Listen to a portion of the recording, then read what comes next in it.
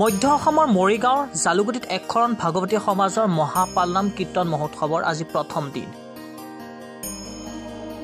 ৰক্তদান শিবিৰ উদ্বোধন কৰে মৰিগাঁৱৰ অতিৰিক্ত আৰক্ষী অধীক্ষক সমীৰণ বৈশ্যই।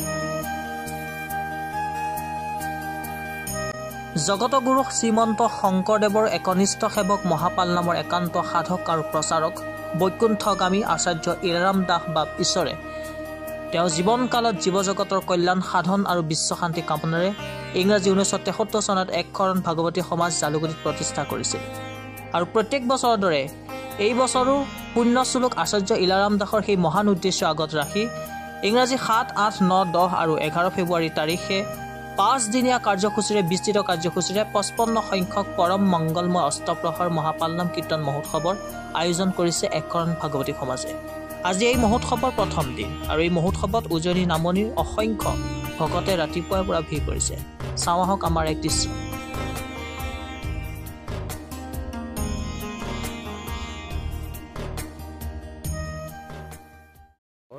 আমাৰ যি পৰম মংগলময় অষ্টপ্ৰহৰ পালনামৰ 55 সংখ্যক বাৰ্ষিক আজি ৰাতিপুৱাৰ পৰা কাৰ্যসূচী আৰম্ভ হৈছে। আমাৰ দুটা মূল কাৰ্যসূচী ইতিমধ্যে আমাৰ ৰূপায়ণ হৈছে। এটা হৈছে বৃক্ষৰোপণ, আনটো হৈছে ৰক্তদান। এই যে আমাৰ মূল অনুষ্ঠান পৰম মংগলময় অষ্টপ্ৰহৰ পালনাম কীৰ্তন, এই পালনাম কীৰ্তনৰ মূল উদ্দেশ্য হৈছে জগতৰ শান্তি আৰু বিশ্বৰ শান্তি আৰু জগতৰ কল্যাণ। কাৰণ কিয় বৰ্তমান যি অৱক্ষয়িক সমাজ ব্যৱস্থা, মানুহৰ যি নৈতিক স্খলন হৈছে, এই সময়খিনিত যদি আধ্যাত্মিক চিন্তাৰে যদি আমি মানৱ সমাজখনক বান্ধিব নোৱাৰোঁ, তেতিয়াহ'লে মানৱ সমাজলৈ শান্তি প্ৰতিষ্ঠা হোৱাটো সম্ভৱ নহয়। সেইকাৰণে আমি মহাপুৰুষ শ্ৰীমন্ত শংকৰদেৱে ভাৰতীয় সনাতন ধৰ্মৰ আটাইতকৈ শ্ৰেষ্ঠতম মাৰ্গ কৃষ্ণ ভক্তিৰ জৰিয়তে একশৰণ নাম ধৰ্ম তেওঁ আমাক দি থৈ গৈছে, সেয়া আমি সকলোৱে পালন কৰি আছোঁ।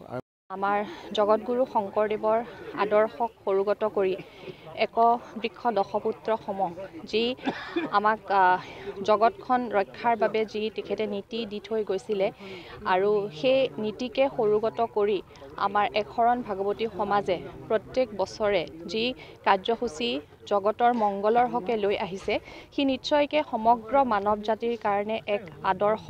গতিকে আজি এই কাৰ্যসূচীৰ প্ৰথম কাৰ্যসূচী বৃক্ষৰোপণ। গতিকে এই কাৰ্যসূচীৰ ইমান মহৎ এক কাৰ্যসূচী, সেই কাৰ্যসূচীৰ অংশ হ'বলৈ পাই আমি জিলা প্ৰশাসনৰ তৰফৰ পৰা আমি নিজকে ধন্য মানিছোঁ।